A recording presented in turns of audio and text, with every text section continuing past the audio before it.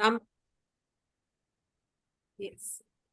So, good evening everybody and आप सभी का आज के सेशन में बहुत बहुत स्वागत है। This is cancer survivors group of India. जैसा कि आप लोग जानते हैं, काफी लोग आप लोग जानते भी हैं, और जो लोग नए हैं जो आज इस सेशन को सुनने के लिए जुड़े हैं, उनके लिए मैं थोड़ा सा इंट्रोडक्शन देना चाहूंगी हमारे ग्रुप का। This this is the cancer survivors in India. ये एक ग्रुप फेसबुक के ग्रुप के तौर पे स्टार्ट हुआ था 2015 में। One of the cancer survivor जिनका नाम सावन विश्वकर्मा है, उन्होंने ये स्टार्ट किया था with the objective of supporting other cancer patient और केयर गिवर्स। एंड धीरे धीरे और लोगों ने उन्हें ज्वाइन किया। मेहुल जी हैं, पीयूष जी हैं, कृष्णा है, अल्पना जी हैं, and we are all there with the motive of helping other cancer patients and caregivers. हम लोगों के कुछ एरियाज हैं जिसमें हम लोग काम करने की कोशिश कर रहे हैं। इस ग्रुप में आज की डेट में 3.7 के मेंबर्स जुड़े हुए हैं, और हमारा मोटिव यही है कि हम उनको साइकोलॉजिकल और सोशल इमोशनल सपोर्ट प्रोवाइड कर पाएं। Also, we want to raise awareness about cancer diagnosis. I think most of patient agrees कि उनका एक बार में डायग्नोसिस हो भी नहीं पाया है, काफी बार लेट डायग्नोसिस हुए हैं। So awareness is the key, and also to work towards the stigma which people carry। जिसको भी कैंसर है उसके पीछे बहुत सारे myths और बहुत सारा स्टिग्मा रहता है। And to develop economical and matrimonial avenues, because जैसे हम लोग सभी जानते हैं स्टिग्मा है तो how many challenges patient face, शादियां होती है नहीं होती है, there are lot of things around it. And fund raising and funding cancer treatment, ये भी हमारा मोटिव है। And we have recently, I think not recently, more than 6-7 months got registered as a CLASP, and legalized most of the things so that we can also work towards helping people financially, and make people aware not to fall for so called magical treatments, जैसे कि alternative है, या we all have seen कि कैसे कैसे forwards आते हैं, यहाँ जाइए वहां जाइए आपको ट्रीटमेंट हो जाएगा। So based on people experience जो इस ग्रुप में उनके साथ क्या क्या चीज हुई है, we keep sharing and we try to make people aware कि don't fall for such things, only rely on proven treatment, and also create a social movement to accept cancer as a disease, empower its early diagnosis, and improve quality of life of the patients. So this was in short. I just wanted to introduce about the group, about our initiatives, and we इसी में एक initiative जो हमने लिया था वो ये लिया था कि हम लोग we will try to have these live sessions जहाँ पे आइदर पेशेंट्स, केयर गिवर्स और डॉक्टर्स आएंगे हमारे बीच में टू मेक अस अवेयर, और हमारी कोई क्वेरीज होंगी उसके लिए, एंड पेशेंट्स आते हैं to share their journey so that other people can draw strength from their story. And उसी के चलते आज जो हमारा सेशन है उसमें हमारे स्पीकर हैं डॉक्टर चिराग देसाई। उनके बारे में मैं small introduction I will give. And उससे पहले thank you Piyush for connecting us with doctor Chirag. We are very very thankful and grateful doctor Chirag for accepting and to be available for all of us. And just give me a minute. So Dr. Chirag has done his MBBS in 1987 and his MD in 1991 and DM oncology in 1993. काफी senior doctor हैं, very very मतलब देख के लग कि काफी आप senior हैं, तो आपके एक्सपीरियंस से आई am sure people will get lot of benefit out of it. And he had also had been a faculty in as a medical oncology department in GCRI from 1993 to 98, and presently he is working. Presently he is practicing as oncologist and one of the directors at HOC Vedanta in Ahmedabad. And I would also like to just pick a few of his other areas where he has special credentials on his name.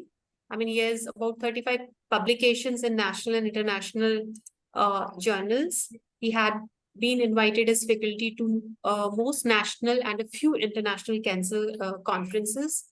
He had been a member of editorial board of 3 cancer journals, member of 2 ICMR disease guideline committees of tongue cancer and lung cancer, and member of cancer grid, neck and neck cancer subcommittee, and he had been a executive committee member for 3 national cancer societies. काफी कुछ है उनके introduction में, so just in interest of time मैं इसको short, I'm just cutting it short, but very very proud to have him here. And for everyone, Dr. Chirag जो है वो special, I mean, he would be talking today about the relationship as a patient we share with doctor, and how doctor look at their patient and what we expect. तो उसके बारे में वो थोड़ा बात करेंगे. And he would also be speaking about a few advancement in medical treatment, and end में we will have a Q&A. And Dr. Chirag हमने ये post किया था, and we have already received few queries, so I will ask that towards the end. So Abhi, yeah, I'll just hand over to you, and thanks again for accepting. So thank you very much, and thanks for those kind words. We live in the same society, and we should be helpful to each other. That is the motto of this group, and I am very happy that I have the opportunity of joining this group as a speaker today. So next few minutes, I will keep speaking, changing from English to Hindi and back to English sometimes. At any point in time, if you want me to predominantly select one language, just indicate interrupting me, so that I will change to that language to the extent possible. That is the first thing. And second thing is that after all, I am a doctor, and sometimes it may be possible that when I am explaining, when I am discussing a particular topic, I might go a little too technical beyond the comprehension of some of our members. अगर ये भी होता है तो मुझे बीच में रोक के बोल देने का भाई जरा सिंप्लीफाई करके बोलो, ये पल्ले नहीं पड़ रहा है, नहीं तो मैं बोलता ही जाऊंगा. Definitely, and thank you so much for considering that कि हम लोगों को ज़्यादा medical term नहीं आएगी समझ में, but thanks for letting us to interrupt you in case. Please do that, so that we have meaningful interaction rather than just a simple monologue. Let it be a dialogue. And I will request all the members to keep themselves muted while the presentation, but keep posing the question on the chat board, which either Savita ji or Mehul ji or Piyush ji can, at the end of the presentation, can ask me the question. And I have the intention of speaking for about 20 to 30 minutes, and then the remaining 20 to 30 minutes for the discussion on various topics, right? So it is very important for us to understand that cancer also is one of the important diseases in our society. अब तक हम लोग ये मानते थे कि cancer तो western society का डिजीज है, यूरोप का, अमेरिका का डिजीज है, भारत में इतना रेट नहीं उसका, और कैंसर के बारे में जानकारी देने की या लेने की जरूरत नहीं है. खैर, ये तो ग्रुप कैंसर सर्वाइवर्स का ग्रुप है, तो सबको ये मालूम है कि हम कैंसर के बारे में ही बात करेंगे. कैंसर काफी सीरियस रोग है, क्योंकि सभी ग्रुप मेंबर्स ने क्लोजली ये रोग को देखा हुआ है. लेकिन ये समाज में जो लोग मानते हैं अक्सर ये है कि कैंसर अपना रोग नहीं है, किसी और का रोग है, हमें उसके बारे में ज्यादा गौर देने की जरूरत नहीं है, हम तो मलेरिया से, टीबी से निपट लें तो अपना काम बन गया है. But no, cancer is slowly and steadily increasing, and the incidence is increasing.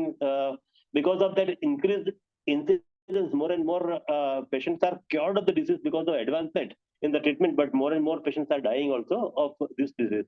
So उसके लिए क्या करें कि ये disease हो ही नहीं. फर्स्ट थिंग, अगर होता है तो जल्दी ही पकड़ में आ जाए, जिससे कि हम लोग उसकी क्यूरेटिव ट्रीटमेंट और जितने हो सके उतने कम साइड इफेक्ट के साथ, कम मॉर्बिडिटी के साथ दे सकें. अक्सर, और मेरा विषय मेडिकल ऑन्कोलॉजी का है, कीमोथेरेपी का मेरा विषय है, और मेरे पास आगे बढ़े हुए कैंसर आते हैं, तो हम लोग ये भी देखते हैं कि अगर कैंसर को हम क्योर नहीं कर सकते हैं तो क्या हम उसको बीपी, डायबिटीज, अस्थमा की तरह क्रॉनिक डिजीज में कन्वर्ट कर सकते हैं कि पेशेंट उसकी ट्रीटमेंट लेते जाए और मजे से अपनी जिंदगी जीते जाए. तो ये भी हो रहा है आजकल, तो उसके बारे में भी कुछ गौर करेंगे. और the finally is the palliative care. अगर कुछ भी नहीं हो सकता है तो पेशेंट की केयर कैसे करें, और उसके बारे में कभी आगे हम डिस्कस करेंगे। आगे इस मीटिंग में इसके ऊपर ज्यादा हम डिस्कशन नहीं करेंगे, क्योंकि बाकी तीन चीजें काफी जरूरी है, ये मुझे लगता है। ठीक है। तो सबसे पहले हम बात करें प्रिवेंशन की। Prevention is always better than cure. तो कैंसर को प्रिवेंट कर सकते हैं, भले क्यों नहीं कर सकते हैं।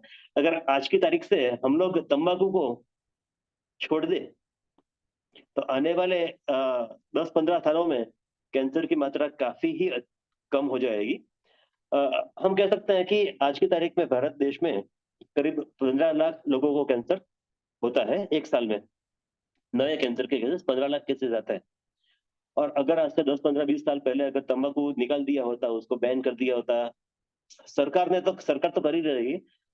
The thing is that whether we are doing that or not, we are expert in breaking the rules. I mean, that's our Indian society. So we have to improve, and we have to start following the rules, all the rules, including ban of tobacco in the public places and so on and so forth. अगर 10-15 साल पहले tobacco को ban कर दिया होता, तो 15 लाख में हम लोग कम से कम 7-8 लाख कैंसर तो होते रोक पाते, right? So that is very, very important in any form, whether it is smokeless tobacco, bidi, cigarette, gutkha, छैनी, जो भी है, मतलब ये नुकसानकारक है। उससे मुंह के गले का, किडनी का, लंग का, आहार नली का काफी सारे कैंसर होते हैं। So that's very important to improve the lifestyle. Avoid tobacco. The next is to avoid alcohol. तम्बाकू रोकने से हम करीब 7-8 लाख कैंसर को रोक पाते हैं, तो अल्कोहल रोकने से करीब 1-1.5 लाख तो रोक ही पाते हैं। तो तंबाकू और अल्कोहल मिलके जो हम प्रिवेंट कर सकते हैं, ऐसे काफी सारे कैंसर बना देते हैं। इसके ऊपर अच्छे से lifestyle, avoiding obesity, regular exercise, calcium, vitamin D intake, and so on and so forth. All these are important, but this can cut down the number of cases by about another 50,000. So important, but not as important as tobacco and alcohol. And nonetheless, I mean, I don't want to give less importance to improving the lifestyle, improving the exercise, and so on and so forth. Because उससे भी काफी और भी रोग हम control कर पाते हैं, जैसे कि डायबिटीज है, ब्लड प्रेशर है, हार्ट डिसीज है, सब कुछ हम कंट्रोल कर पाते हैं। तो तंबाकू, अल्कोहल और हेल्दी लाइफस्टाइल, ये तीन के उपरांत और क्या कर सकते हैं? तो और दो चीज है, दो वैक्सीन है जो हम ले सकते हैं, हमारा फैमिली में सबको लगवा सकते हैं। तो वो कौन से वैक्सीन है? एक तो HPV vaccine, human papilloma virus vaccine, जो यूजुअली गायनेकोलॉजिस्ट और पीडियाट्रिशियंस देते हैं। बच्चियों को ये देने की जरूरत है। जब मैं बच्चियों बोलता हूँ, यंग गर्ल्स, आज डॉक्टर्स डे भी है आज, तो आज के दिन ये भी हम लेके हमारी बच्चियों को ले जाके ये वैक्सीन हम लगवाए। 10 साल से 25 साल के बीच में उसकी एफिकेसी मैक्सिमम होती है अगर लगवा लिया तो। और आने वाले दशकों में ये यूट्रस का, सर्विक्स का कैंसर की मात्रा काफी काफी हद तक कम कर देगा, अगर ये वैक्सीन सबको लगवाया है तो। 3 टीके लगवाने होते हैं। अगर आज लगवा लिया सितंबर में, तो अक्टूबर में और मार्च में 1 महीने के बाद और 6 महीने के बाद एक एक टीके लगवाने होते हैं। और आजकल कुछ प्रदेश की कंपनी के भी ये टीके आते हैं, इंडियन कंपनी के भी आते हैं। आपके पीडियाट्रिशियन और आपके गायनेकोलॉजिस्ट के साथ आप डिस्कस कर लें और ये टीका अपने घर की बच्चियों को लगवा लें। That is very important. तो दैट इज वन। और सेकंड है HBV, hepatitis B virus vaccine. तो अपने देश में हेपेटाइटिस बी काफी कॉमन है, और हेपेटाइटिस बी और हेपेटाइटिस सी, ये दो वायरस कॉमन है, और आए दिन उसकी वजह से पीलिया का आउटब्रेक हुआ करता है। कुछ लोग जो इससे अफेक्ट होते हैं, जानते हुए या अनजाने में, उनको ये वायरस शरीर में हमेशा के लिए रह जाता है, और आने वाले कुछ सालों में, कुछ दशकों में ये सिरोसिस ऑफ लिवर करता है, लिवर की बीमारी जो है। और ऐसे मरीजों को आगे जाते हुए लिवर के कैंसर होने के चांसेस काफी ज्यादा रहते हैं। तो 20-30-40 साल के बाद उनको लिवर के कैंसर होने के चांसेस रहते हैं। तो आज ही अगर ये टीका नहीं लगवाया है तो सब लोग ये टीका लगवा ले, आपके डॉक्टर से मिले। उसमें मतलब काफी सारे पेशेंट को, काफी सारे लोगों को हेपेटाइटिस बी का इन्फेक्शन हो चुका है, उसमें उसका शरीर में ऑलरेडी हेपेटाइटिस के एंटीबॉडी मौजूद है। हम कोविड के टाइम पे ये देखते थे कि एंटीबॉडी बने हैं कि नहीं बने टीका लगवाने के बाद। तो ये हेपेटाइटिस बी के भी एंटीबॉडी बनते हैं, अगर बन चुके हैं तो टीका लगवाने की जरूरत नहीं है, अगर नहीं बने हैं तो ये टीका, उसके भी 3 टीके होते हैं, लगवा लें। तो लिवर का कैंसर भी हम रोक सकते हैं। तो लाइफस्टाइल, टोबैको, अल्कोहल और ये 2 vaccine, human papilloma virus HPV vaccine बच्चियों को और हेपेटाइटिस बी वायरस सभी को देने की जरूरत है। इससे हम कैंसर को रोक सकते हैं, बराबर, काफी हद तक रोक सकता है। जो अभी मैंने बोला कि 15 लाख में से 8-9 लाख तो हम ऐसे ही रोक देंगे ये सब चीजें देखने के कारण। बाकी बचा कैंसर, तो उसको जल्दी से कैसे पकड़ लें, और जल्दी से पकड़ पाते हैं या नहीं पाते हैं। कुछ कैंसर ऐसे हैं कि जिससे हम जल्दी से पकड़ पाते हैं, कुछ कैंसर ऐसे हैं कि जिससे जल्दी पकड़ नहीं पाते हैं। तो ऐसे कौन से कैंसर है जिसको जल्दी पकड़ पाते हैं? तो अभी मैंने जो जिक्र किया एचपीवी वायरस और सर्वाइकल कैंसर का, वो लेडीज में एक कैंसर ये है कि वो जिसको हम जल्दी से पकड़ पाते हैं, सालाना एक बार पेप स्मीयर जो एवरी गायनेकोलॉजिस्ट करते हैं, उसके पास जाके एक रूटीन हेल्थ चेकअप के तौर पे जाके ये पेप स्मीयर करवा लो। अगर ये पॉजिटिव आता है तो इसका मतलब ये है कि आने वाले कुछ महीनों में, 1-2 सालों में आपको सर्वाइकल कैंसर होने के चांसेस है, और उसका इलाज करवा लो, तो उससे हम इस रोग को हम जड़ से निकाल पाते हैं। तो एक ये है सर्वाइकल कैंसर, दूसरा है ब्रेस्ट कैंसर जिसको हम जल्दी पकड़ पाते हैं। सालाना एक बार डॉक्टर के पास जांच करवा लो और मेमोग्राफी करवा लो, तो उसमें जल्दी ही पकड़ पाते हैं। और मेमोग्राफी डिटेक्टेड जो ब्रेस्ट कैंसर होते हैं, साइज में काफी छोटे होते हैं, स्टेज में काफी अर्ली होते हैं, तो उसको अच्छे से ट्रीट करने से 90-95% पेशेंट को हम ये क्योर कर पाते हैं। तो लेडीज में पेपमियर और मेमोग्राफी। तो जेंट्स में क्या है, तो जेंट्स के लिए पीएसए करवा लो साल पे एक बार। अगर पीएसए बढ़ता है, बढ़ता जाता है, तो उसकी जांच करके प्रोस्टेट के कैंसर की जांच करवा लो, उसको हम क्योर कर पाते हैं अच्छे ट्रीटमेंट से। इसके उपरांत हम लोग ईसीजी, कुछ ब्लड का रिपोर्ट, कभी कभी इको, कभी ट्रेडमिल वगैरह करवाते हैं हेल्थ चेकअप के लिए। सबको मेरी ये गुजारिश है कि अच्छे भले लोग भी 40 इयर्स की एज के बाद, अभी ये अपनी साइंटिफिक डिस्कशन नहीं है आज, हालांकि साइंटिफिक काफी हद तक है, लेकिन I will not quote the exact guideline. ये काफी कंट्रोवर्सी चल रही है कि ये हेल्थ चेकअप 40 साल के बाद करें या 45 साल के बाद करें या 50 साल के बाद करें, पर कभी ना कभी करवा लो। आप जो भी 45-50 के साल के ऊपर के हैं, आप खुद याद करें कि आपने लास्ट हेल्थ चेकअप हॉस्पिटल में जाके कब करवाया था। मेरे ख्याल से 90-95% लोगों ने नहीं करवाया था, तो करवा लो। कल करवाने की जरूरत नहीं है, हफ्ते भर में, महीने में करवा लो, जब भी एक छुट्टी लेके अच्छी हॉस्पिटल में एक अच्छा सा हेल्थ चेकअप का पैकेज लेके हेल्थ चेकअप करवा लो, जिसमें कुछ ब्लड के रिपोर्ट आ जाता है, थायराइड के रिपोर्ट आ जाता है, एक्सरे चेस्ट जो भी कैंसर पकड़ने में मदद करता है, ultrasonography of abdomen and pelvis, पेट की सोनोग्राफी जो बोलते हैं, वो भी कैंसर जल्दी पकड़ने में मदद करती है। और उसके उपरांत लेडीज को मेमोग्राफी, पेपनियर हो जाता है, पुरुष का पीएसए हो जाता है, और काफी कुछ मतलब रिपोर्ट हो जाते हैं, जिससे कैंसर और काफी रोग को हम जल्दी पकड़ पाते हैं। उससे जो परेशानी हो सकती है आने वाले सालों में, उसको हम रोक पाते हैं। और ये बात हुई अच्छे भले लोगों की, मरीजों की नहीं, बराबर। तो कैंसर को कैसे रोक सकते हैं बात कर ली, कैसे जल्दी पकड़ सकते हैं बात कर ली हमने, राइट। तो अच्छे भले लोगों में, पर अगर कैंसर हो चुका है, किसी बंदे को कोई तकलीफ हो रही है, तो कैंसर होगा ये कैसे जाने, हम खुद भी और डॉक्टर को भी कैसे अलर्ट करें कि साहब कैंसर तो नहीं है, जरा देख लो, उसकी जांच करवा लो, जांच करवाने जैसा तो नहीं है। तो ऐसे कैंसर के कोई स्पेसिफिक साइन सिम्टम कैंसर के नहीं होते हैं, कैंसर अलग अलग प्रकार के होते हैं, और जिस अंग का कैंसर की बात करें उसके साइन सिम्टम्स होते हैं।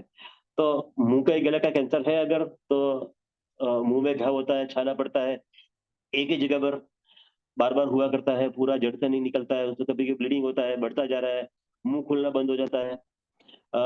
ये मुंह के कैंसर के बारे में बात हुई, मुंह पे या जबान पे, कहीं पर भी। गले के कैंसर की बात करें तो खाना उतारने में तकलीफ हो जाए, आवाज बदल जाए, और इतना सर्दी जुकाम में भी खाने में तकलीफ होती है और आवाज बदलती है।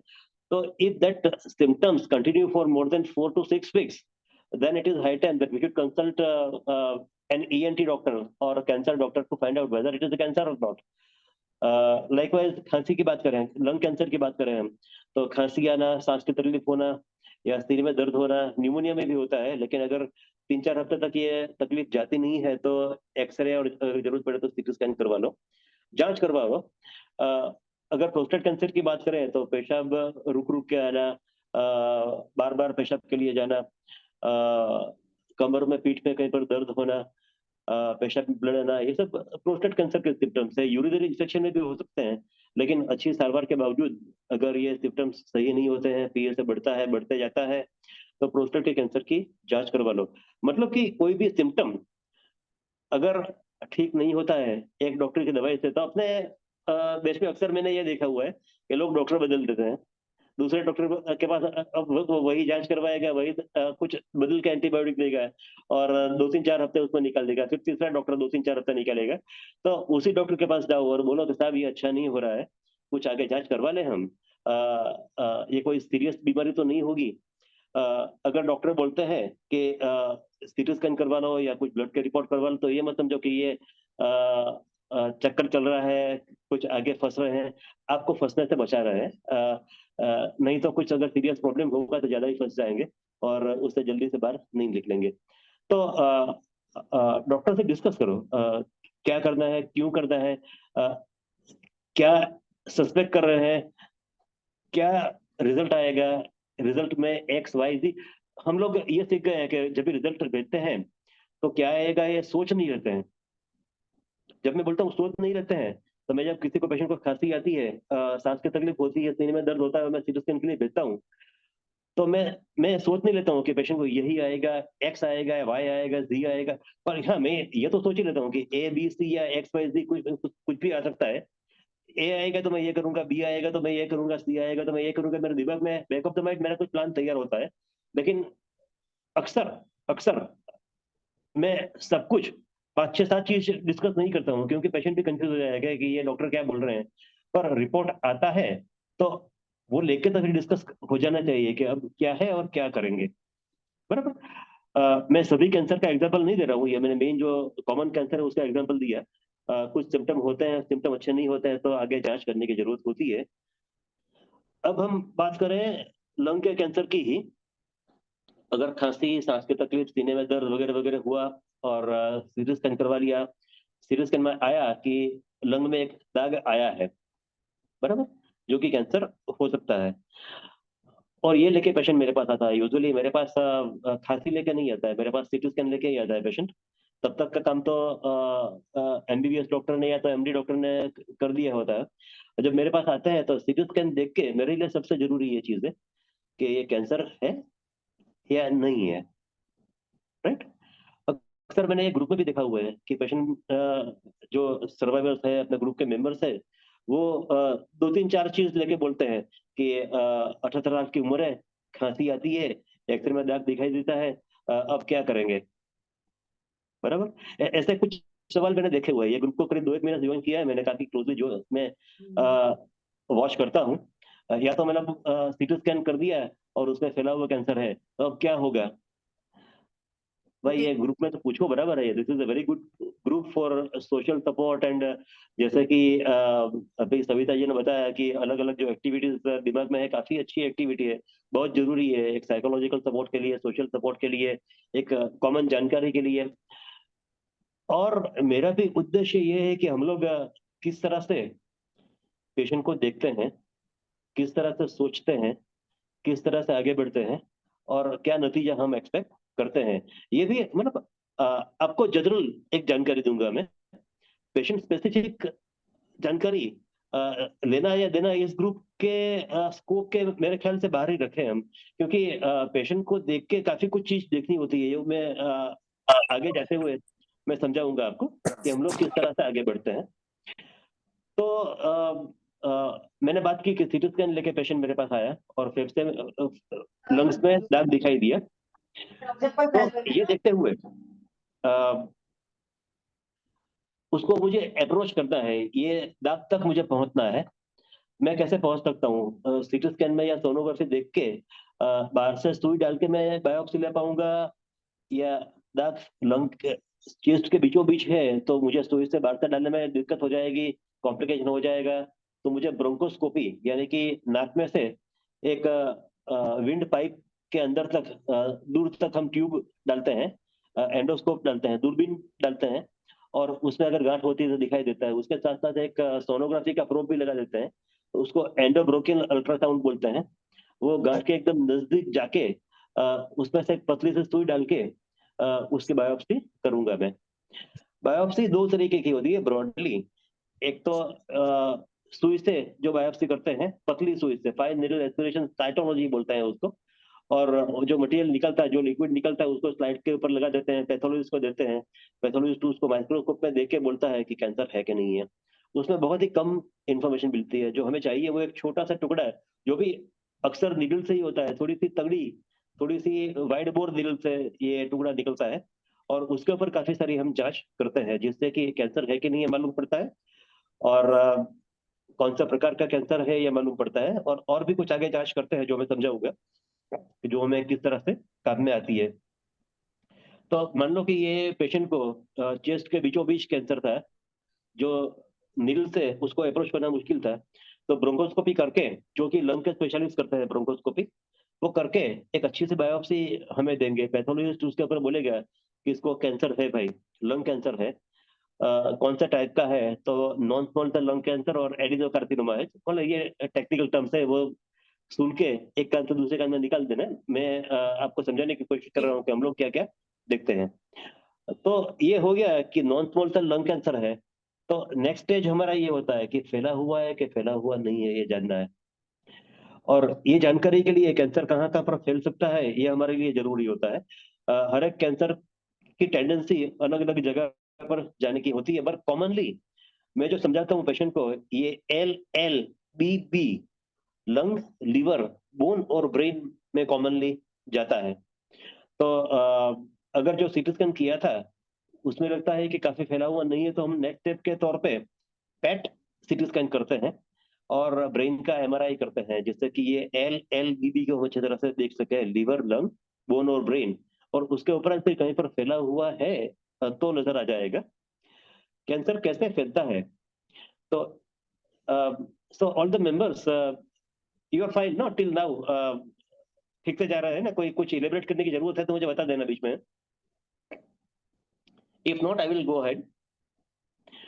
तो 1 सेंटीमीटर की भी गांठ होती है, उसके अंदर एक के पीछे 10-12 शून्य लगा, इतने बारीक उसका सेल्स होते हैं। और ट्यूमर के अंदर से, ट्यूमर के आसपास से उनका जो बहाव होता है उसमें छूट के कहीं पर दूर जाके बैठे हुए हो सकते हैं। और अगर हाफ सेंटीमीटर से बड़ी गांठ कहीं पर जमा हुई है तो नजर आती है पेट सीटी स्कैन में या MRI में, लेकिन 200, 400, 500 सेल नजर नहीं आते हैं। तो अगर कहीं पर जमा हुई दिखाई नहीं देते हैं तो उसकी हम सर्जरी या तो रेडिएशन, ये दोनों को लोकल ट्रीटमेंट बोलते हैं। जहां पर सर्जरी की, जहां से भाग निकला वहां से निकल गया, पर उसके दूर कहीं पर बैठा है तो नजर नहीं आएगा, वो निकलेगा नहीं। और रेडिएशन भी जहां पर दिया वहां से उसको, ट्यूमर को हमने निकाल दिया। दूर बैठी हुई ट्यूमर को रेडिएशन असर नहीं करेगी, और उसके लिए दवाई देने की जरूरत पड़ती है। अक्सर दवाइयाँ कीमोथेरेपी होती है, जो कि मेरा विषय है। और अक्सर कैंसर के अंदर हम लोग ये तीनों का कॉम्बिनेशन, सर्जरी, रेडिएशन और दवाइयाँ, एक के बाद एक करते हैं, जिससे कि ट्यूमर को वापस आने का मौका न मिले। अगर अर्ली डिटेक्शन हो गया है तो। अगर इसी पेशेंट की बात करें, लंग कैंसर की पेशेंट की बात कर रहा था, non small cell lung cancer, adenocarcinoma, हमने सीटी स्कैन किया, उसमें कुछ पानी भरा दिखाई दिया। और पैट सीटी स्कैन किया तो उसमें लीवर में और लंग में, दूसरे लंग में, बोन में सब फैला हुआ अगर मालूम पड़ गया है, तो उसके जो ट्यूमर है उसके ऊपर हम आगे जांच करते हैं। ट्यूमर के टुकड़े जो पैथोलॉजिस्ट के पास पड़े हैं उसके ऊपर कुछ आगे जांच करते हैं, जिसमें इम्यूनोथेरेपी नाम की दवाई जो है वो काम में आ सकती नहीं है, उसके लिए PDL1 नाम का रिपोर्ट करते हैं। और काफी सारी टारगेटेड थेरेपियां आजकल आई हुई है, और उसके लिए मॉलिक्यूलर टेस्ट या जेनेटिक टेस्ट बोलते हैं, वो गांठ के टुकड़े ऊपर करते हैं हम। और उसमें काफी सारे जेनेटिक म्यूटेशन बोलते हैं, वो देखते हैं हम। EGFR, ALK, ROS1, HER2, BRAF वगैरह वगैरह वगैरह, कुछ अलग अलग म्यूटेशन है, और हर एक के लिए कुछ अलग दवाई होती है। अभी ये जो दवाई नहीं आ रही है, जब आती है मार्केट में काफी महंगी आती है, लेकिन जब यूज होना चालू हो जाती है तब उसकी कीमत काफी सस्ती हो जाती है। जब मोबाइल फोन आया अपने पास तब काफी महंगा आया था, 1998, 99 में। और आज के डेट में वो जो अगर हैंडसेट हुआ करता था वो तो करीब 1000-1100 रुपए के आसपास का हैंडसेट मिलता है आजकल। ऐसे ही दवाइयों का भी ऐसा ही कुछ है कि मतलब जैसे यूज होती जाती है, जैसे इंडियन कंपनीज ज्यादा से ज्यादा बनाने चालू कर देती है तो उसकी कीमत भी अफोर्डेबल हो जाती है। तो कौन से टाइप का कैंसर है ये हम पता करते हैं। अ, कहाँ से शुरू हुआ है, तो अपने एक इसमें लंग में शुरू हुआ था। कहाँ कहाँ पर फैला हुआ है, तो दूसरे लंग में, लीवर में, बोन में फैला हुआ है। कौन सा टाइप का है, तो एडिनोकार्सिनोमा है। इम्यूनोथेरेपी काम में आएगी कि नहीं आएगी, पीडीएल1 नेगेटिव है, काम में नहीं आएगी। टारगेटेड थेरेपी काम में आएगी कि नहीं आएगी, तो ईजीएफआर पॉजिटिव है तो टारगेटेड थेरेपी काम में आएगी। तो मतलब ये सब चीज और ये सब रिपोर्ट आने में करीब 10-12 दिन निकल जाते हैं। तो पेशेंट की तबीयत कैसी है ओवरऑल, पेशेंट की खांसी है कि नहीं, पेशेंट को खांसी में ब्लड आता है कि नहीं आता है, सांस की तकलीफ कैसी है, वगैरह वगैरह सब कुछ, मतलब काफी सारी चीज देख के हम नतीजा लेते हैं कि ये पेशेंट के बारे में क्या करेंगे। तो अभी जो मैं बोल रहा था कि 2-3-4 इन्फॉर्मेशन अक्सर मेरे पास ये होता है कि पेशेंट मुझे 10-12-15 पेजेस का रिपोर्ट भेज देते हैं कि अब आगे क्या करें। तो ये नहीं, मतलब काफी कुछ चीज देख के कहना होता है, डिसाइड करना होता है। तो कम इंफॉर्मेशन से कुछ भी डिसीजन लेना मुश्किल है। अगर बाजी खेलनी है तो पूरे 52 पत्ते खुले होने चाहिए। अगर जी। 3-4 पत्ते खोल के बोलेंगे अभी ये बाजी कैसे खेलेंगे, तो ये कह नहीं सकते हैं। तो that is another thing which I wanted to let you know. अगर ये ईजीएफआर पॉजिटिव वाला लंग कैंसर आ गया है, तो उसके लिए कुछ टायरोसिन काइनेज इनहिबिटर नाम की गोली है, जेफिटिनिब, अर्लोटिनिब, ओसिमल्टिनिब, आफाटिनिब वगैरह मिलती है, जो काफी अच्छे से काम में आती है। मोस्टली मान लो कि 100 में से 85-90 पेशेंट को उसकी असर हो जाती है महीने भर में। सब सिम्टम्स जो खांसी, चेस्ट पेन वगैरह होता था, वो सब सही हो जाता है। हम 2-3 महीने के बाद फिर से सीटी स्कैन करवा के देखते हैं कि सीटी स्कैन में भी कम हुआ कि नहीं हुआ। एक बार फैला हुआ कैंसर हो गया तो जड़ से निकलता नहीं है, पर हम रेगुलर दवाई देते जाते हैं। और उसका रेगुलर चेकअप करते जाते हैं, हर 2-3 महीने में, 4 महीने में एक बार सीटी स्कैन या पेट स्कैन करवा के एक टाइम पे 6 महीने में, 12 महीने में, साल में, 2 साल में, जब भी कहीं पर भी आगे बढ़ने की शुरुआत होती है, तब हम नेक्स्ट दवाई देते हैं। तो एक दवाई, फिर दूसरी दवाई, फिर तीसरी दवाई। और जब हमें लगता है कि काफी सारी दवाई हो चुकी है, अभी ज्यादा दवाइयां नहीं है, या दवाई की साइड इफेक्ट उसकी इफेक्ट से ज्यादा हो जाएगी, तब हम बोलते हैं कि भैया अब हम रुकते हैं, अभी आगे ज्यादा हम्म। उसको पुश नहीं करेंगे। और जो मैंने बोला था फोर्थ चीज, फाइनल चीज, पैलिएटिव केयर या सपोर्टिव केयर, जो अभी आज मैं डिस्कस करना नहीं चाहता हूँ, पर उसकी नौबत एक टाइम पे आती है।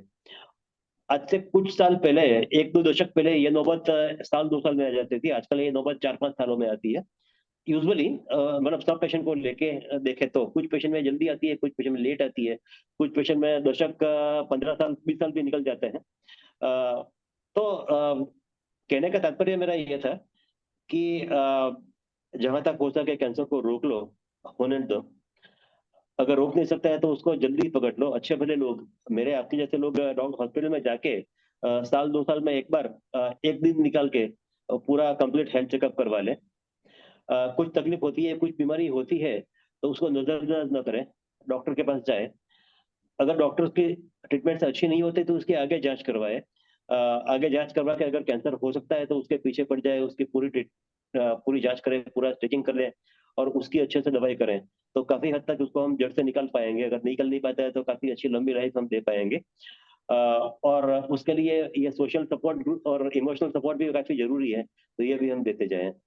तो that was about my presentation today, and I will be happy to discuss on any further point. Yes. Thank you आपकी प्रेजेंटेशन के लिए डॉक्टर चिराग। और आपने जो भी बताया उसका जो अगर हम लोग सार निकालें, तो जब हम हॉस्पिटल जाते हैं कोई तकलीफ लेके, विच जो बाद में जाके कैंसर हो सकती है, तो जब जब डॉक्टर हमें एक के बाद अगर टेस्ट लिख रहे हैं या स्कैनिंग करने के लिए लिख रहे हैं, तो एक नॉर्मल टेंडेंसी होती है नॉर्मली लोगों की सोचने की, अपना ये शायद है ना अननेसेसरी पैसा कमाने के लिए इतने सारे टेस्ट लिख दिए, हमें जरूरत नहीं है। या फिर वो ये भी कंपेयर करते हैं, हमारा एक दूसरा जानकार है उसके तो इतने टेस्ट नहीं किए गए। बट ये समझने की बहुत जरूरत है कि हर किसी का केस अलग होता है, और ये जो सारे टेस्ट किए जा रहे हैं वो इसीलिए किए जा रहे हैं ताकि डॉक्टर डिसाइड कर पाए कि क्या प्रोटोकॉल इस पेशेंट के लिए ठीक रहेगा। तो मतलब जैसे आपने बताया कौन सा टाइप है, कितना फैला हुआ है, इनफैक्ट जो टारगेटेड थेरेपी होती है उसके लिए भी कुछ टेस्ट किए जाते हैं। तो राइट। ये दिमाग में हम लोगों को बहुत रखने की जरूरत है। और इसी इसी सिलसिले में मेरा खुद का एक पर्सनल क्वेश्चन है डॉक्टर चिराग की। हाँ जी, आप म्यूट हो गए हैं, सभी तरीके म्यूट हो गए हैं। जी अभी ठीक है। जी यस। हाँ, तो मेरा ये क्वेश्चन था कि हम लोग जाते हैं फर्स्ट टाइम डॉक्टर के पास में, लेकिन अगर उनको नहीं लग रहा है कुछ भी कि ये ऐसी कोई समस्या नहीं है, या आप यूं ही टेंशन कर रहे हो, उसके बाद में हम दोबारा ओपिनियन लेने जाते हैं कहीं और पे। तो मैंने अपने केस में और 2-3 केस में देखा है जहाँ पे दूसरी या तीसरी बार में हमें एक्चुअली पता चलता है कि ये तो कैंसर था और ये डायग्नोस नहीं हो पाया। तो इस वजह से एक डर बैठ जाता है पेशेंट के कि भाई हमारा इलाज सही हो रहा है कि नहीं हो रहा है, और वो बाद में फिर हमेशा सेकंड थर्ड ओपिनियन के लिए वो जाने की कोशिश करते हैं, क्योंकि कहते हैं ना, हम राइट। रिग्रेट नहीं करना चाह रहे हैं। तो राइट।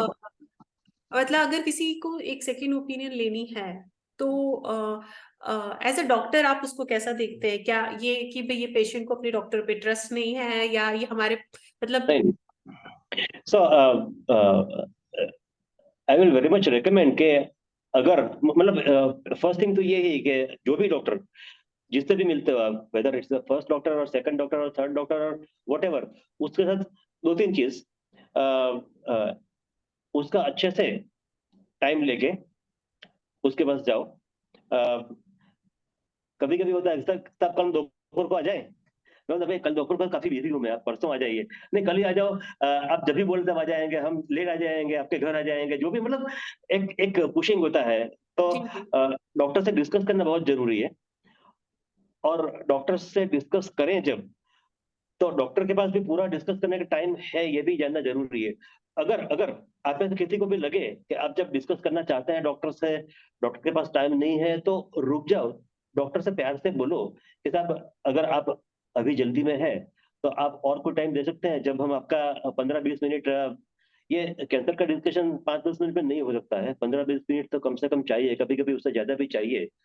तो आपके डॉक्टर से वो टाइम ले लो। अगर नहीं देता है तो उसको बोलो कि आप टाइम दो हमें, अब जब भी बोलेंगे तब आ जाएंगे, लेकिन बैठ के वो डिस्कस कर लो, whether is the first consultation, first opinion और सेकंड ओपिनियन, राइट।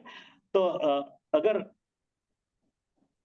डॉक्टर से पूछो कि आप जो भी बोलते हैं करने के लिए, वो क्यों बोलते हैं, जी क्यों समझना बहुत जी जरूरी है, इट्स वेरी इंपॉर्टेंट। अगर क्यों समझ में आएगा, अ, तो ही विश्वास रख के हम आगे बढ़ पाएंगे। वो अगर समझ में नहीं आएगा तो हम आगे नहीं बढ़ पाएंगे।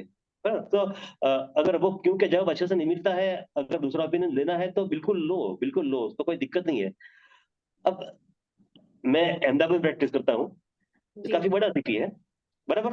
जी पर लोगों को हमेशा ये लगता है कि मुंबई और दिल्ली बड़े सिटी, और भी बड़े सिटी है। Even tendency, I am also part of that tendency, no exception. सबको ऐसा लगता है दिमाग में।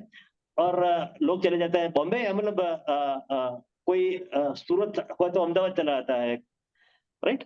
जी और यहाँ पर अहमदाबाद में मेरे से बात कर रहा है अगर पेशेंट, मान लो, जो मैं मेडिकल ऑन्कोलॉजिस्ट हूँ और कुछ सालों से मैं प्रैक्टिस कर रहा हूँ, एक मेरे ओपिनियन की कुछ वजूद होती है। और बॉम्बे में जाके किसी XYZ डॉक्टर जो उसके जान वाले हैं, पहचान वाले हैं, बराबर, जी जो कि ऑन्कोलॉजिस्ट नहीं है, राइट, और वो कुछ सलाह दे देते हैं, तो उसका कोई इम्पोर्टेंस नहीं रहता है। मतलब आप जो भी सेकंड ओपिनियन लेने जाते हैं, मेरी राय ये है, मैं ये पॉइंट कहना चाहता था कि जस्ट ये इंश्योर कर लो कि वो जो डॉक्टर सेकंड ओपिनियन दे रहा है वो भी एक क्वालिफाइड बंदा है, उससे भी हमें अच्छा ओपिनियन मिलेगा, जी राइट। कभी कभी तो ये होता है, आजकल तो गुजरात के काफी लोगों के रिलेटिव यूएसए में होते हैं, और यूएसए का इंटरनल मेडिसिन वाला बोलता है कि नहीं नहीं, ऐसा क्यों करता है, ऐसा तो इधर नहीं करता है, ऐसा कुछ भी बोल देता है। और वो एकदम सीरियस पकड़, अमेरिका से ये बोला है। मैंने बोला, भाई जी मेरे से बात करवा लो, आपके जो भी डॉक्टर है, मैं बात कर लूंगा, बराबर। साइकोलॉजिकली जो हम लोग समझते हैं कि राइट। अगर हमसे बेहतर सिटी में या बेहतर स्टेट में या कंट्री में है, तो वो किसी भी तरह से यहाँ के डॉक्टर से ज्यादा जानकारी रखते होंगे। ये लोग हमारे एक साइकोलॉजिकली बना हुआ है, जिससे राइट। ऊपर निकल के ये समझने की जरूरत है कि जिससे भी हम ओपिनियन ले रहे हैं वो कितने क्वालिफाइड हैं, इस केस को देखने के लिए कितना उनमें एक्सपर्टाइज है, चाहे वो इंडिया में या इंडिया से बाहर कहीं भी बैठे हों। राइट, परफेक्ट जी परफेक्ट। जी, थैंक यू। आई कैन, मतलब मेरे पास कुछ क्वेश्चंस ऑलरेडी हैं, तो लेकिन आई कैन सी कि श्योर। दीपक जी अगर पूछना चाह रहे हैं, अगर उनका मेरी एक रिक्वेस्ट ये है कि कोई स्पेसिफिक सिचुएशन, कोई स्पेसिफिक पेशेंट के बारे में जो क्वेश्चन है हाँ तो उसमें मुश्किल होगा। हालांकि मैं इवेट करना नहीं चाहता हूँ, लेकिन वो मुश्किल होगा जी क्योंकि जी, I have to look at that particular situation, going deep down into the all the details. Exactly है ना? तो ऐसे डॉक्टर चिराग, ऐसे एक दो क्वेश्चंस थे, तो मैं खुद भी आपको कहना चाह रही थी कि एक तो काफी स्पेसिफिक क्वेश्चन है, तो मे बी हाँ, आई will not ask that because आपको और ज्यादा डिटेल्स चाहिए होंगी उसके लिए। और राइट। एक रेडिएशन से रिलेटेड क्वेश्चन है, सो डू यू जी, think shall I ask that बोलिए ना। हाँ, क्वेश्चन? बिल्कुल। जी जी, तो रेडिएशन के लिए आशीष बंसल जी ने क्वेश्चन पूछा है कि जो most advance, in which type of radiation is the most advance in case of tomotherapy, radiation therapy. तो टोमोथेरेपी में भी कुछ कैटेगरी है जिसमें सबसे ज्यादा एडवांस वाली कौन सी है, ये उनका पहला सवाल है। राइट।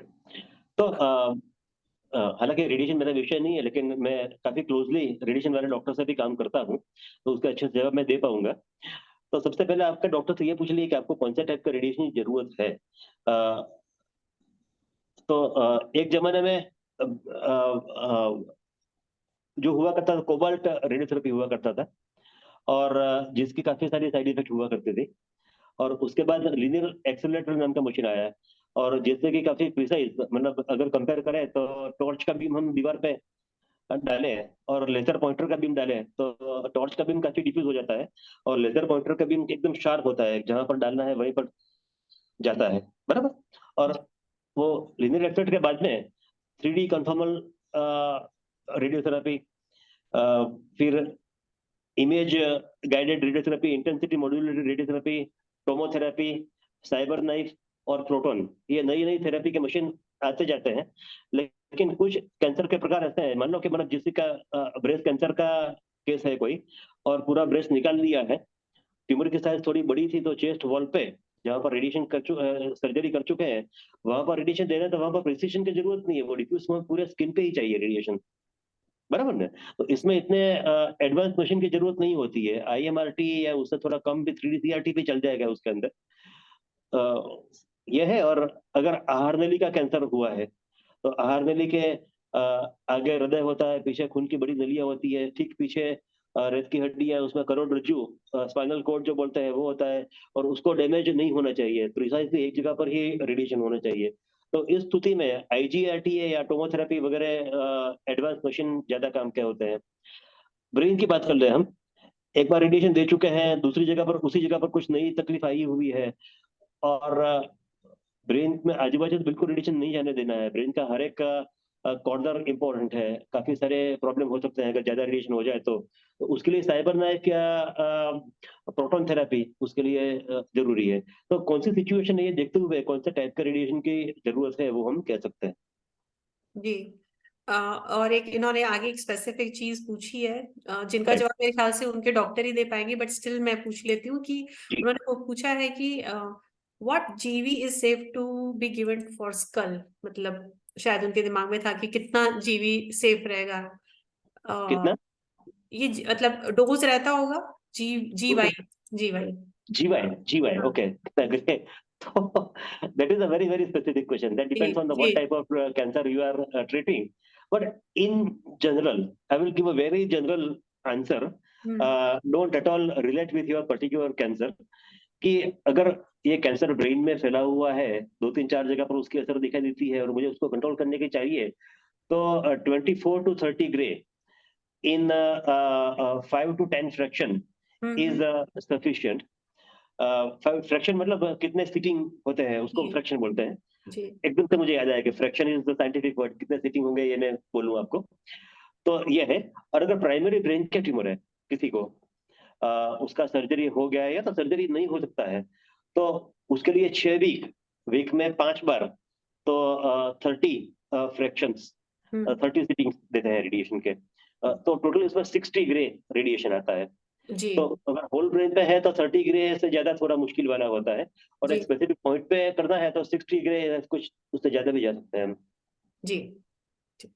ठीक है, थैंक यू। अगला सवाल है सुनील शर्मा जी का। सुनील शर्मा जी है वो, उन्होंने पूछा है कि उनकी ही has a abdominal surgery around 80 cm, शायद उनका ट्यूमर रहा होगा, एंड ही इज आस्किंग कि can he do exercise for belly to reduce belly fat, and he also feel sometime there is irritation and pain in the stitches.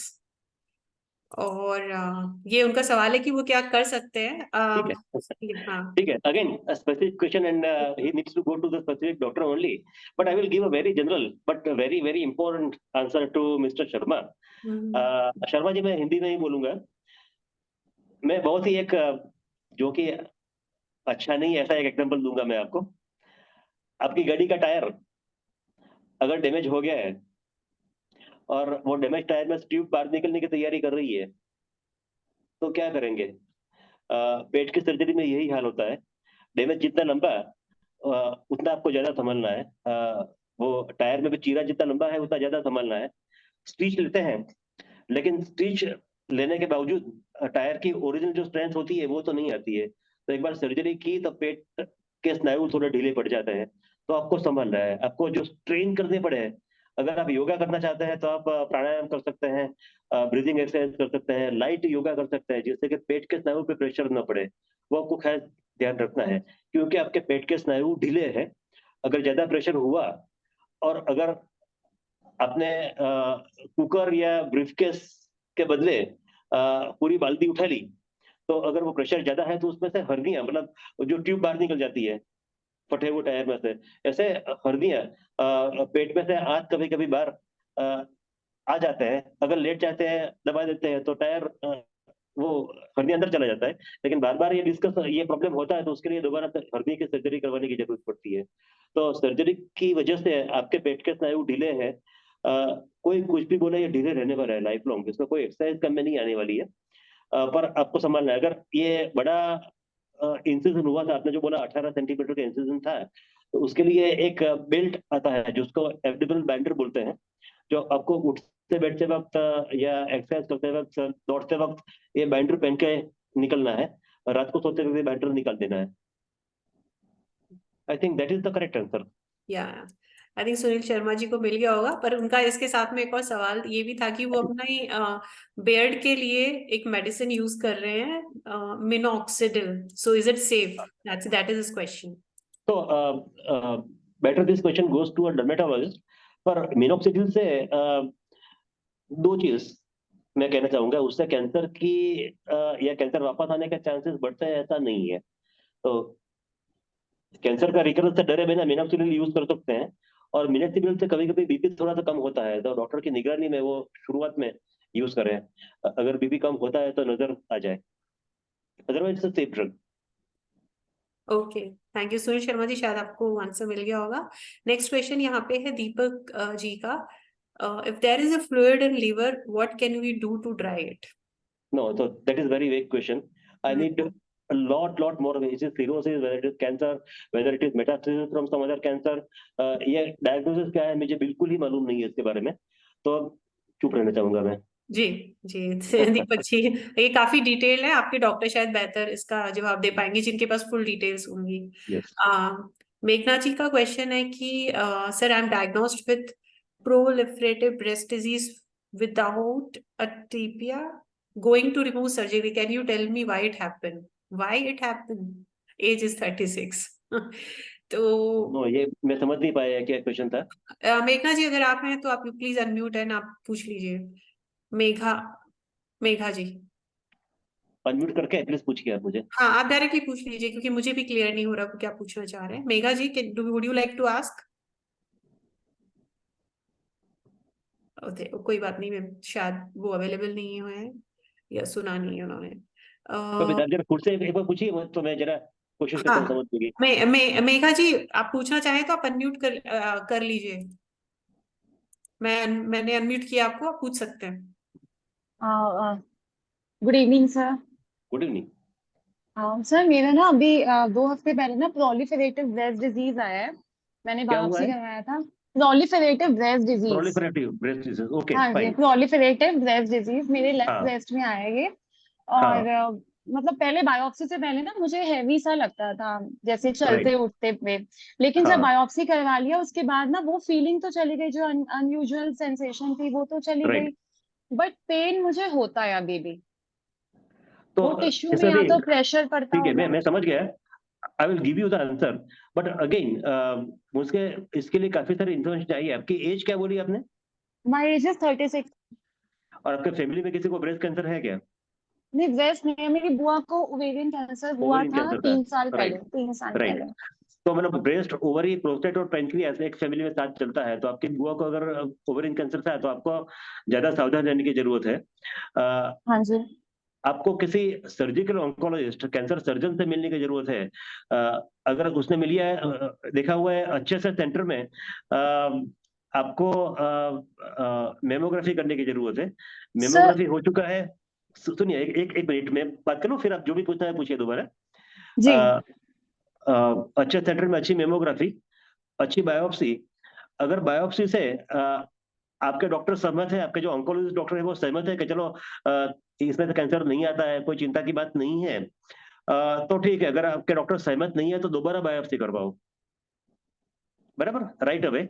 और अगर आपके doctor सहमत है या दोबारा बायोप्सी करें, वो भी अगर नेगेटिव आती है, तो मेरी ये राय है कि 6 महीने के बाद दोबारा एक बार आप मेमोग्राफी करवा लेना। क्योंकि अ, अगर फैमिली में ओवरिन कैंसर है तो आपको ये एक नेगेटिव बायोप्सी देख के शांति से 1 साल 2 साल के बाद ही हम चेक करेंगे, तब तक कुछ नहीं करेंगे, ऐसा नहीं करना है। मेघा जी, you can unmute. I'm asking you to unmute. Yes. Hello. हाँ जी। हेलो। हाँ सर, ये ऐसा होता क्यों है? क्योंकि ये ओवेरियन कैंसर मेरा हिस्ट्री रहा है, इसलिए ऐसा हुआ है, या फिर The reason, लाइफस्टाइल तो सर मेरा बहुत अच्छा रहा है, मेरा वेट भी राइट। इतना नहीं है, और मैं राइट। तो ऐसा ना, मैंने कभी नॉनवेज खाया, कभी भी ना मिल्क प्रोडक्ट्स लेती हूँ मैं। ये वाई मी? मतलब जिसको वाई कैंसर, वाई मी होंगी। राइट, जिसको वाई कैंसर, मी आपको तो होंगी। कैंसर हुआ नहीं है अभी, और हाँ जी, भगवान करे मेरी। हो भी नहीं। हाँ जी। पर जिसको होता है उसको, सभी को सब पहला प्रश्न तो यही होता है कि why me, and that is called why me syndrome, and we don't have any answer to that why me. क्योंकि मेरे पास ब्रेस्ट कैंसर का अगर देखा जाए, 100 पेशेंट आते हैं, 100 में से 10 पेशेंट ही हेरिडिटी की वजह से आते हैं, 1 पेशेंट ही ओबेसिटी की वजह से आता है, 89% तो वैसे ही आ जाते हैं, मतलब जिसको कोई उसका रीजन नहीं होता है। तो व्हाई हम्म। मी नहीं है, what next is more important. Okay, तो मैमोग्राफी ना करा के सर हम अल्ट्रासाउंड करवा लें 6 महीने बाद? एमआरआई हाँ, करवा सकते हैं। MRI is a better investigation. ठीक है। MRI करा 6 महीने बाद? MRI is a better investigation. अब अभी तो सर सर्जिकली रिमूव होगा ये, अभी क्या परसों ही जी? रिमूव होना है। सर हाँ, मंडे को रिमूव होगा ये। तो मंडे को क्या रिमूव होगा? तो ये जो मेरा लंप आया है ना, बिनाइन लंप आया है, ये अभी हम रिमूव करवा देंगे सर्जिकली। रिमूव करवा दिया ऑलरेडी? नहीं सर, करवाना है अभी 2 दिन बाद। करवा रहा है। हाँ, तो मतलब अगर आपको डॉक्टर का स्ट्रॉन्ग सस्पिशन है, जस्ट एंश्योर के वो जो आपके डॉक्टर है वो सर्जिकल ऑन्कोलॉजिस्ट है, ब्रेस्ट हाँ कैंसर जी, हाँ जी, स्पेशलिस्ट है, वो एक मैक्स बार में है, एंश्योर कर हाँ लेना। जी। वो है तो बढ़िया है, वो जैसे बोले वैसे करो। मैंने जो वो बोला कह वो रहे जो भी ठीक लंप, है। जी हाँ, जी, वो कह रहे जो लंप आएगा ना उसी को ही हम फाइन। दोबारा से फाइन। बायोप्सी करेंगे उसकी। अगर वो क्वालिफाइड सर्जिकल ऑन्कोलॉजिस्ट है तो मैंने जो भी बोला उसको ओवरऑल करके जो भी वो बोलते हैं वो करो, क्योंकि उससे आपको देखा हुआ है। हाँ। जी। थैंक यू सो ठीक है। Much sir, thank you ma'am. Okay, फिर क्या। Thank you Meena ji. सो ये बिल्कुल आपके जो डॉक्टर हैं, जैसे डॉक्टर चिराग ने कहा, उनके पास आपकी सारी डिटेल्स है, सब कुछ है, वो ज्यादा बेहतर पोजीशन में है आपको गाइड करने के। एंड दीपक जी को आपसे कुछ क्वेश्चन करने हैं शायद, बट उससे पहले मैं एक क्वेश्चन जो हमें फेसबुक पे मिला है मैं वो पूछ लेती हूँ। ये पवन कुमार जी ने पूछा है कि what is the standard treatment procedure for B cell ALL patient and does it differ as per the age, and after undergoing the treatment, why does the condition relapse back and what are the precaution to be followed? अब generic हो गया बाद में, लेकिन जो भी आप, जैसे आपको ठीक लगे आप doctor Chirag. So, what are the first part of the question? What is What is the standard? standard treatment procedure for B cell ALL patients? तो मेरे पास अगर BCL-ALL का पेशेंट आता है, हालांकि मेरे ग्रुप में 12 लोग हैं हम लोग, और मेरा main focus breast cancer, prostate cancer, kidney और ब्लैडर ब्रेस्ट कैंसर के ऊपर है। मेरे कलीग्स ल्यूकेमिया ट्रीट करते हैं, लेकिन BCL-ALL के अंदर हम मल्टी ड्रग कीमोथेरेपी, 3 4 5 दवाई मिला के कीमोथेरेपी देते हैं। शुरू के 4 से 6 महीने काफी एग्रेसिव कीमोथेरेपी देते हैं, जिसमें पेशेंट को कुछ परेशानी भी आ सकती है, जैसे कि ब्लड के काउंट कम होना, मुंह में छाले पड़ना, बुखार आ जाना, कमजोरी आ जाना, ब्लड की जरूरत पड़ना, प्लेटलेट की जरूरत पड़ना, वगैरह वगैरह वगैरह। अब मैंने जो डिस्कशन किया था उसके अंदर ये एक सेंटेंस ये बोला था मैंने कि 1 सेंटीमीटर की गांठ में भी 1 के पीछे 10-12 शून्य लगा, इतने छोटे छोटे छोटे छोटे सेल होते हैं। जैसे ब्लड कैंसर में जो BALL बोला, वो एक टाइप का ब्लड कैंसर है, थोड़ा एग्रेसिव ब्लड कैंसर है। ब्लड के 1 ml में 1 ml ब्लड, अपने पूरे शरीर में 5 लीटर ब्लड होता है। 1 ml में भी 1 के पीछे 10-12 शून्य लगा, इतने छोटे छोटे छोटे छोटे छोटे सेल, कैंसर वाले सेल होते हैं, बराबर। और उसको हम 10%, 90%, 99% हम कम करें तो दिखाई देना बंद हो जाएंगे, दिखाई नहीं देंगे वो। और हम मान लेंगे कि पेशेंट को कंट्रोल आ गया है, और कंट्रोल 1 से 2 महीने में आ जाता है। उसके बावजूद हम 4 से 6 महीने एग्रेसिव दवाई देते हैं, और उसके बाद 1.5-2 साल तक माइल्ड दवाई, मेंटेनेंस दवाई देते जा रहे हैं। अब कभी कभी ये होता है कि इसके बावजूद कुछ सेल बच के छूट जाते हैं और दवाई की असर से छिप के कहीं पर बैठ जाते हैं, और साल 2 साल में वापस उठते हैं, और इस वजह से रिलैप्स होता है। और रिलैप्स कैसे कम करें, उसके लिए पिछले कुछ 2-3 दशक में काफी नई दवाई, काफी एग्रेसिव दवाई, काफी सारे टेस्ट निकले हैं, जिसको हम MRD टेस्टिंग बोलते हैं। और आपके डॉक्टर से प्लीज बोलिए कि BALL में MRD testing, minimal residual disease testing होता है, इंडिया में भी होता है। तो एक टाइम पे जब ये नजर आता है कि ये डिसीज कंट्रोल में आ गया है, उस टाइम पे ये टेस्टिंग भी करवा लें, तो हमें ये मालूम पड़ेगा कि थोड़ी ज्यादा एग्रेसिव देने की जरूरत है दवाइयाँ या नहीं है। All in all, staying in touch with your oncologist is extremely important, right? Yes yes, thank you doctor Chirag आपके आंसर के लिए। और एक और क्वेश्चन है हमारा, जो कि काफी नॉर्मली काफी पेशेंट्स का होता है, अस्मा खान का ये है। और आई रिमेम्बर मैंने भी अपने डॉक्टर से पूछा, क्या होता है जब हम कीमोथेरेपी के थ्रू जा रहे होते हैं तो हमें लगता है हम ऐसा क्या करें कि हमारी बॉडी ज्यादा प्रिपेयर रहे साइड इफेक्ट्स को डील करने के लिए। तो हम उनसे पूछते हैं कि भाई हम क्या साइड में कुछ और ट्रीटमेंट ले सकते हैं, या जो जिसका तो अभी हम लोग यहाँ पे सबको कहते हैं कि ऑल्टरनेटिव ट्रीटमेंट या जो भी है अपने मतलब नहीं ले तो ही बेहतर है। बट इनका क्वेश्चन अलग है, ये कहना चाह रहे हैं कि क्या वो टर्मरिक या प्रोबायोटिक सप्लीमेंट वगैरह ले सकते हैं, क्या वो सेफ है केमोथेरेपी के साथ में लेना? राइट, ले सकते हैं। उसका मेरे पास साइंटिफिक जवाब नहीं है, क्योंकि मैंने ऐसा कोई ट्रायल देखा नहीं है। जैसे हम लोग 200 पेशेंट को एक किया, 200 पेशेंट को दूसरा किया, ये 200 को अच्छा फायदा हुआ तो ये दवाई अच्छी है, ऐसा एविडेंस बोलते हैं हम। ऐसा टर्मरिक के लिए ट्रायल नहीं किया हुआ है। लोग लेते हैं, ले लेते हैं। मैंने फायदा भी नहीं देखा है, नुकसान भी नहीं देखा है। अगर आपको विश्वास पड़ता है लेना है तो ले लो, कोई दिक्कत नहीं है उसके अंदर। पर बेसिक अपना हाइजीन केयर, मुंह का केयर, अच्छा खाए पिए, मुंह साफ रखे, गार्गल्स बराबर से करते हैं, ये सब जरूरी है। उसके उपरांत जो भी आपको इच्छा होती है, एक आध चीज कर लो, कोई दिक्कत नहीं है, लेकिन 3-4-5 चीज मत करो। कभी कभी कुछ पेशेंट ये होते हैं कि सुबह गाय का दूध पीते हैं, दोपहर को हल्दी वाला दूध पीते हैं, और शाम को ये करते हैं और रात को ये करते हैं, और इसमें खाना पीना जो नॉर्मल होता है वो भूल जाते हैं और कमजोर होके आते हैं। तो नॉर्मल खाया पिया करो, उसके उपरांत एक आध 2 चीज करो, बहुत ज्यादा चीज मत करो। कुछ भी नहीं करेंगे तो भी कोई फर्क नहीं पड़ता है, लेकिन वो भी कुछ कुछ कुछ कुछ साइंस है, उसको मैं अंडरमाइन करना नहीं चाहता हूँ। वो भी साइंस है, वो भी अपने तरीके से सोचते हैं, लेकिन हम उसको एंडोर्स नहीं करते हैं, जी। अपोज भी नहीं करते हैं।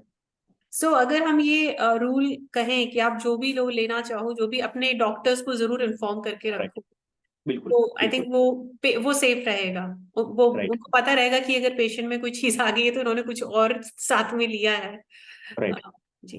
और दूसरा चीज ये है, ये मैं कहना चाहूंगा कि ये कैंसर की दवाई काफी लंबी चलती है। अगर क्योरेटिव जो कैंसर है, तो उसके अंदर 4-5-6 महीने की कीमोथेरेपी चलती है, उससे ज्यादा नहीं चलती है। लेकिन अगर मेटास्टेटिक हुआ है तो ये दवाई चलती जाती है, month on month, year on year चलती जाती है। तो हर हर एक कीमोथेरेपी के साइकिल पे लंबा डिस्कशन की जरूरत अक्सर नहीं होती है। कोई तकलीफ है तो बिल्कुल करो आप, लेकिन 2-3 महीने में एक बार आपके डॉक्टर का आधा घंटा ले लो आप, बराबर। पूछो जी उनको, समझ लो कि हम कहाँ हैं, कहाँ जा रहे हैं, आगे क्या दिखाई देता है, कैसे ऑप्टिमाइज करें ट्रीटमेंट को, वगैरह वगैरह, जो भी जानकारी ले लो। उससे आपका भी काम आसान रहेगा, आपके डॉक्टर का भी काम आसान रहेगा। जी, जो लंबे ट्रीटमेंट पे हैं वो बीच बीच में बात करते रहें कि कैसे चल रहा है। बिल्कुल जी। बिल्कुल बिल्कुल। Thank you. एंड इसके साथ हमारे सारे मोस्टली जो क्वेश्चंस हैं वो हो गए हैं, और टाइम भी हमारे पास ज्यादा नहीं है, बट मेरा एक छोटा सा क्वेश्चन है, पर्सनल क्वेश्चन है मेरे ट्रीटमेंट को लेके। तो मुझे ब्रेस्ट कैंसर हुआ था 36 की एज में, और अभी 4.5 साल हो गए। आई वॉज ऑन टेमोक्सिफिन, और टेमोक्सिफिन के बाद में मैं भी रीसेंट फॉलोअप के लिए गई हूँ। तो मुझे मेरे डॉक्टर हैं, उन्होंने ऑप्शन दिए दो, जो मेरे लिए मुश्किल हो रहा है कि मैं कैसे डिसाइड करूं मुझे क्या करना चाहिए। तो एक उन्होंने बताया कि आप अभी लेट्रोजोल पे स्विच कर जाइए, क्योंकि अभी 5 साल तक का भी वेट करने की जरूरत नहीं है, लेकिन आप यंग हैं तो आपको फिर जोल्डेक्स शायद इंजेक्शन है वो देने पड़ेंगे, या फिर आप अपना ओवरी रिमूव करवा लीजिए। तो मैं समझ नहीं पा रही हूँ कि मेरे लिए कौन सा ऑप्शन ठीक रहेगा, और इस समय मेरी एज है 41। Right. So that is again a specific question which needs a elaborate discussion with your oncologist, क्योंकि हर एक अलग अलग ऑप्शन है, उसके प्रोस कॉन्स क्या है, उसके फायदा नुकसान क्या है, वो एक बार शांति से आपको समझ लेना चाहिए। लेकिन ब्रॉडली मैं आपको इतना जरूर बोलूंगा कि कुछ साल पहले हम लोग 5 साल के टेमोक्सिफेन देते थे, and that was sufficient treatment. और आज की तारीख में ये जानकारी है कि 5 साल की टेमोक्सिफेन तो जरूरी है ही, पर उससे उपरांत और कुछ जरूरी है। 5 साल से ज्यादा ट्रीटमेंट की जरूरत है। अगर मेनोपॉज आ गया है तो बदल के लेट्रोजोल कर देते हैं। 2 साल के बाद कभी भी हम चेंज करते हैं, 2 साल के अंदर यूजुअली चेंज नहीं करते हैं। और एक बार चेंज करने के बाद वो लेट्रोजोल चालू की है तो 5 साल दे देते हैं। अगर मेनोपॉज नहीं है तो लेट्रोजोल काम में नहीं आएगी। राइट। तो आपके लिए मैं 2 ऑप्शन बताऊंगा कि आप 8 से 10 साल तक टेमोक्सिफेन चालू रखिए, ये एक ऑप्शन है। और या तो अभी जोराडेक्स के साथ लेट्रोजोल बदल दीजिए, और वो 8 से लेकर 5 साल तक चालू रखिए। मेरा सजेशन, हालांकि आप आपके डॉक्टर से, this is a very very personal discussion, आपके डॉक्टर से एक बार डिस्कशन कर लेना। What I suggest to my patient in this situation, breast cancer is my favourite topic, तो ज्यादा बोलता हूँ, ज्यादा समझाता हूँ मैं, कि ओफरेक्टोमी इमीडिएटली मत करवाओ जी। 2-3 महीने जोराडेक्स लेके देखो, बराबर। किसी पेशेंट को मेनोपॉज़ल सिम्टम्स काफी आ जाता है, थोड़ा सा मुश्किल लगता है जी, तो वो इंजेक्शन बंद कर दिया हमने जोराडेक्स का, और वापस टेमोक्सिफेन चालू कर लिया, तो आपका ओवर इन्फेक्शन वापस रिज्यूम हो जाएगा, मेनोपॉज़ल सिम्टम्स चले जाएंगे। अगर ज्यादा मेनोपॉज़ल सिम्टम्स नहीं हो रहा है, आप अच्छे से बेयर कर पाते हैं, कोई दिक्कत नहीं आती है, तो ओफरेक्टोमी के बारे में सोच सकते हैं। 5 साल इंजेक्शन देने की बजाय एक बार ओफरेक्टोमी कर लिया, हो गया काम जी, बराबर ने। That decision you can take after about 3 months जी। So this input will be useful for me to further decide. Thank you, Dr. Chirag. And thank you so much. और इससे पहले हम लोग अगर आज close करें, there is a small token of appreciation from our group for you, Dr. Chirag. I'll share my screen. Ji.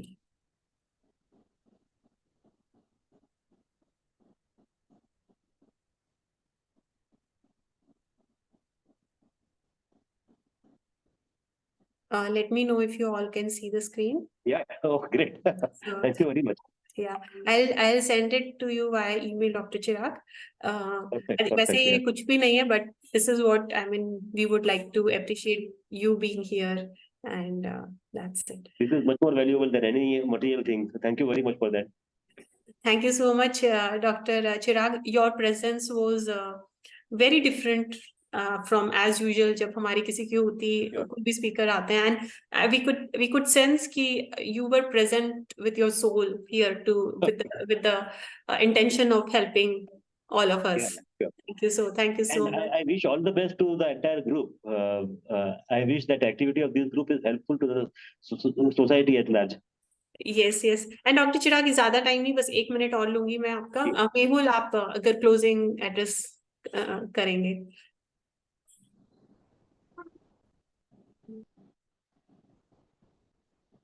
Okay, I will unmute because मेरे पास वो है। Yeah. Yes, Mehul. Yeah, thank you, Dr. Chirag. It was मतलब लोग बोलते हैं ना कि धरती पे अगर भगवान है तो मतलब डॉक्टर ही होते हैं नॉर्मली, तो दैट वो फीलिंग आया मुझे, because I've been through this situation and I give this second life to my doctors. I owe it to them definitely. Not only do they help like in the treatment, but mentally भी आप जैसे आपने example दिया tyre का, या layman कैसे समझे, मतलब वो really that makes a lot of difference कि वो एग्जाम्पल से हम बिल्कुल पकड़ लेते हैं कि अच्छा ठीक है बेल्ट बांधना चाहिए हमने, हमारे पार्ट्स बाहर ना आ सकते हैं. But we would definitely want you again and again in this group. We all need you a lot and thank you for your time. बहुत ही एक्सप्लेन आपने अच्छी तरह से किया. आई एम श्योर ये रिकॉर्डिंग देखेंगे लोग और बेनिफिट होगे ज्यादा. And we will keep sorry, go ahead. No, please go ahead. Yeah, and we will keep collecting questions if you're okay and send it over to you later. कभी आपको जब फुर्सत रहेगी तब please do answer them.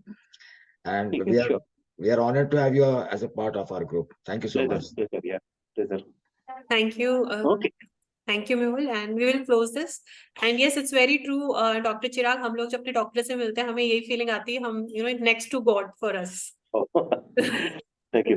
पर ये मत समझो आप, हमको अपना दोस्त ही समझो, और दोस्त से जो बात कर सकता है, जो भी पूछना है वो सब पूछ सकता है. वो खुल के बात करो, कुछ मन में भर के मत रखो. डॉक्टर के सामने जो भी पूछना है सब कुछ निकल दो. मेरा ये भी सजेशन है कि लिख के जाओ. जी जी बिल्कुल, ताकि उतना टाइम प्रिपेयर होके जाओ.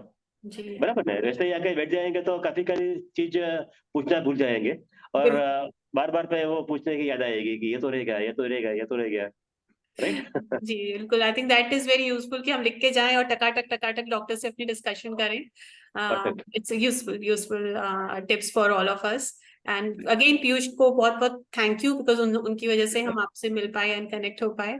And thank you everybody. Thank you doctor Nikhil, thank you Deepak ji, thank you everyone who could make it today.